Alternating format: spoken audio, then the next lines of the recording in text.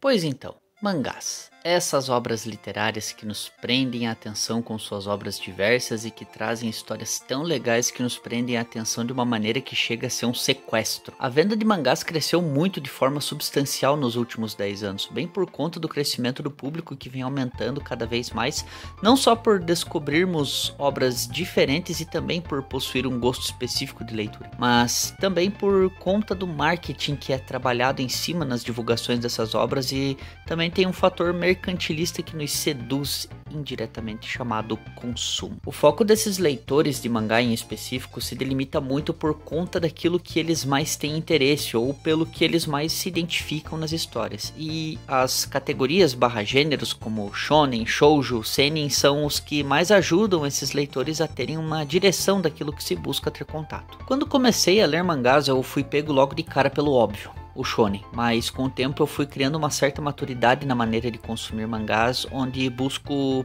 ponderar mais aquilo que eu busco ler. E no meio disso eu acabei tendo um certo afastamento de mangás mais adolescentes e comecei a focar em obras com um contexto mais adulto e sério do que apenas ler porradaria e cor de cabelo novo para tentar segurar um título que para mim já deveria ter acabado há muito tempo. Porém, o mercado capitalista de literatura sempre quer explorar os mesmos conteúdos por ser aquilo que vem dando mais dinheiro para eles, se utilizando da desculpa de que é uma maneira de tentar chamar a atenção dos novos leitores para o seu nicho, e com isso essas obras acabam perdendo a essência daquilo que foi importante no passado e deixando de ser relevante, bem por conta de como isso vem sendo tratado de forma surrada e irresponsável também. Apenas justificando essa minha colocação, eu acho que existem obras que precisam ser descobertas e o público consumidor de mangás precisam saber se desgarrar de ideias que se sustentam em conteúdos que fazem trabalhos que emulam obras passadas, pois um problema que eu tive lendo Jujutsu Kaisen foi bem pelo fato de que eu achei muita coisa ali ser cópia de Naruto. Assim também como vejo muita semelhança em Fullmetal Alchemist e Demon Slayer. Que fique bem claro, eu não tô acusando nada de plágio, apenas digo que existem semelhanças de pontos muito específicos em ambas as obras. Porém, o que eu venho trazer a vocês aqui com esse vídeo são algumas dicas de mangás que passaram e muito despercebido dos leitores e que são obras que valeram muito meu tempo de leitura, bem por conta de serem surpresas como história e nos desfechos e conclusões que trouxeram. Portanto, se vocês querem mais vídeos de dicas de mangás e outras coisas aqui pra vocês, não se esqueçam de ajudar este lobo solitário se inscrevendo no canal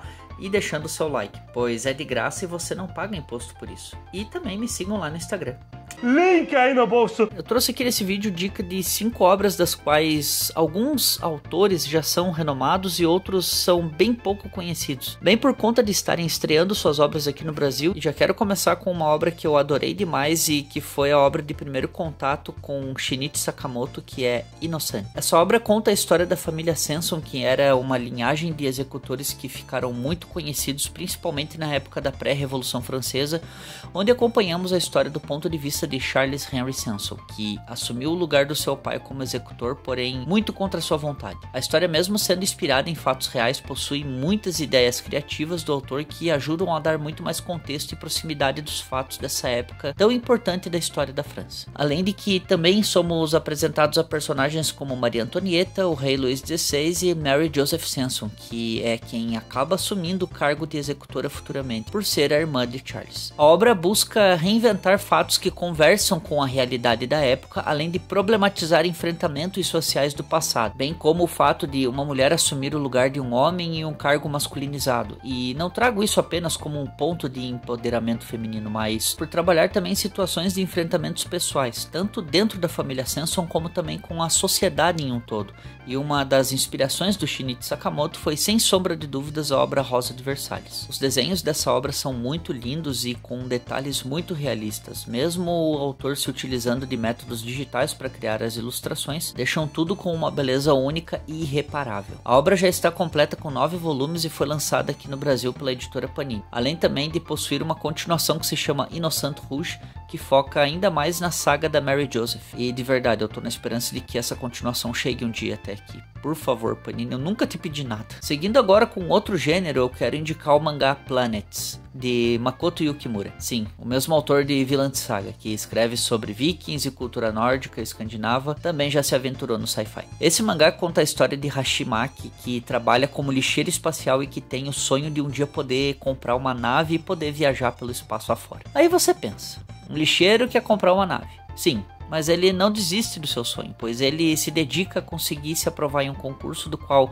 ele acaba passando e acaba se tornando um dos novos selecionados para participar de uma expedição em Júpiter. Esse é apenas o começo de uma obra que foi publicada por aqui em 4 volumes e que possui uma profundidade filosófica tão ampla e com uma consciência existencial que chega a queimar o nosso psicológico. A inserção de personagens que vão sendo acrescentados conforme a obra se desenrola vão dando uma sustentação para a narrativa que conversa muito também com a época em que a história se passa, que é no ano de 2070. Além também de ter um desenho muito bonito e bem detalhista, e manter a sua criatividade em fazer temas que conversam muito bem com a realidade do tempo em que as coisas estão acontecendo. Algo que é importante de ser falado aqui é que esse mangá não possui uma leitura tão fácil para todos, pois a narrativa busca muito trabalhar conceitos de contemplatividade, o que pode muitas vezes acabar afastando muitos leitores despreparados que pegam uma obra assim. Mas garanto a vocês que todo o desfecho que essa obra aborda vai conversar muito com quem se dedica a ler essa obra completa. E só para finalizar,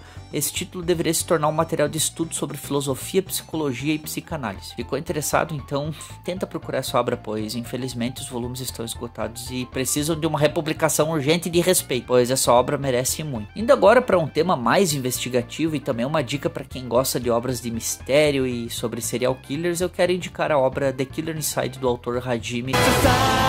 Não é esse Hajime, é Hajime Inorio. E também com desenhos de artes de Shota Ito. Esse mangá conta a história de Eiji Urashima, que é um estudante universitário comum, com sonhos comuns, e ele busca ter uma vida comum. Mas o que não é nada comum é o seu passado, pois ele é filho do serial killer mais aterrador que já existiu, conhecido pelo codinome LL, do qual também prometeu que seus crimes iriam voltar a acontecer e com descrições muito específicas. Porém, existem momentos em que o Urashima acaba sofrendo de perda de memória dos quais as coisas aconteceram e ele não se lembra de absolutamente nada do que houve. E o pior de tudo, e para a situação ficar ainda mais difícil, o seu segredo no qual ele guardava sobre ser filho desse assassino acaba sendo descoberto. Esse mangá, junto com Crimes Perfeitos, foram obras que saíram muito dos padrões de publicação da editora Panini, pois em meio a uma enxurrada de shonens e shoujos com aquelas comédias insuportáveis, a editora nos brinda com esse título, que é a obra de estreia desse autor por aqui,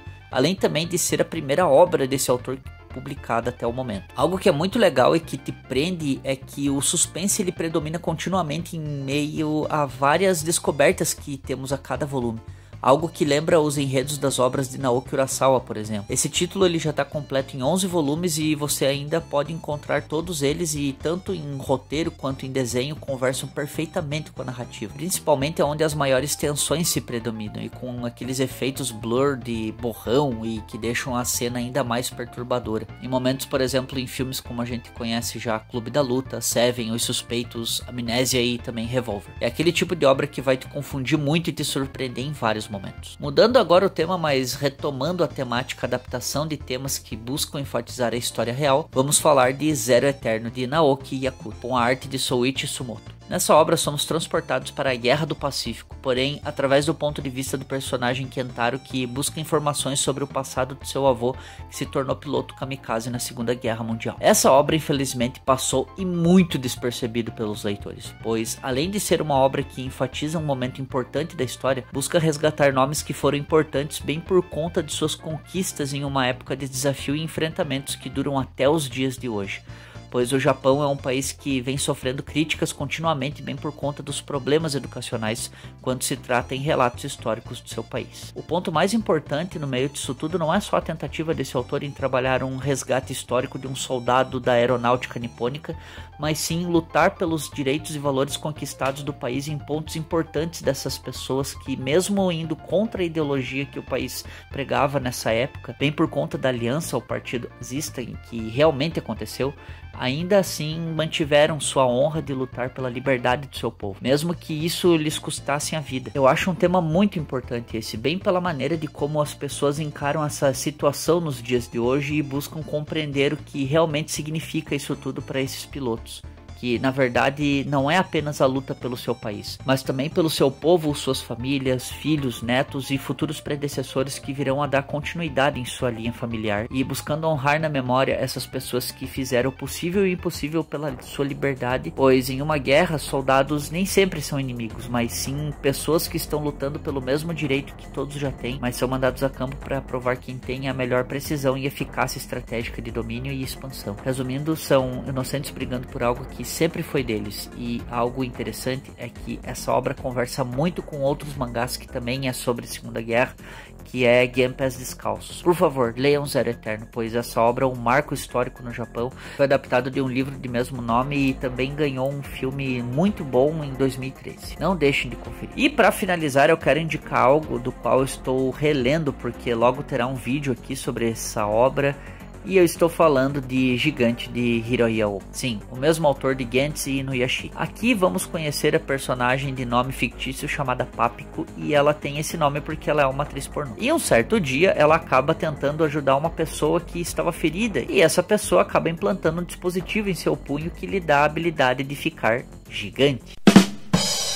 Porém, existem muitas outras coisas que essa obra aborda, pois esse autor é um dos meus mangakas favoritos de todos os tempos. Além do mais, muita coisa apresentada aqui nessa obra traz muita carga de crítica social em inúmeros aspectos. Eu gosto de dizer que o autor criou essa obra para chamar as pessoas de hipócrita, porque tudo que é trabalhado aqui tem muito contexto apelativo que te esfrega na cara coisas das quais as pessoas não têm noção nenhuma e apenas vomitam um conhecimento que elas tiram de dentro do rabo para falar que bem entende. Eu adoro isso e também lanço um desafio. Você não é capaz de entender o que está sendo trabalhado aqui, pois se você tem uma percepção de que os temas dessa obra são realmente para criticar ignorantes, você entendeu certo, porque assim como o One criou o One Punch Man para tirar sarro de otaku e nerdola que gosta de fazer ranking de personagem, pois bem, aqui é de outra maneira, mas com pessoas que não têm a menor noção do que é a realidade de alguém que tem o mesmo emprego que a Papiko, de pessoas que se reúnem para decidir que tipo de porcaria vai acontecer com as pessoas envolvidas em determinada situação, sobre o quanto as pessoas buscam viabilizar o seu egocentrismo em redes sociais e através de produtos que não conversam com a realidade delas, da falta de coragem que as pessoas têm em expor a sua opinião da forma anônima. Enfim, assim como muita gente se tornou vegano depois de ler Gantz, eu virei comunista depois de ler Gigante.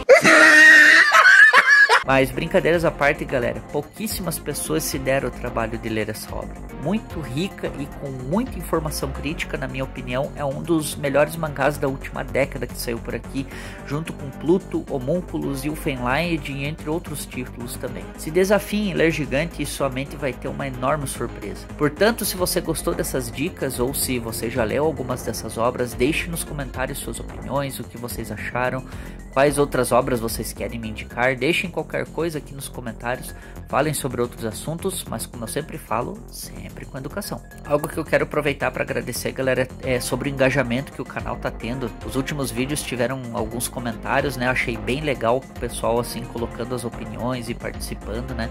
Achei muito legal isso, galera, gostei bastante e espero que isso cresça cada vez mais por aqui, tá ok? Aliás, se vocês gostam de Scott Pilgrim, eu fiz um vídeo falando sobre a minha percepção tanto da série e também do filme e, claro, do quadrinho. E se vocês querem um tema diferente, eu tenho aqui um que fala sobre como foi o meu contato com a música na minha infância e também algumas dicas do que comecei a ouvir nessa fase da minha vida. Espero que vocês tenham gostado do vídeo, muito obrigado por assistirem até aqui, vejo vocês na próxima, beijo dela, abraço fera e tchau!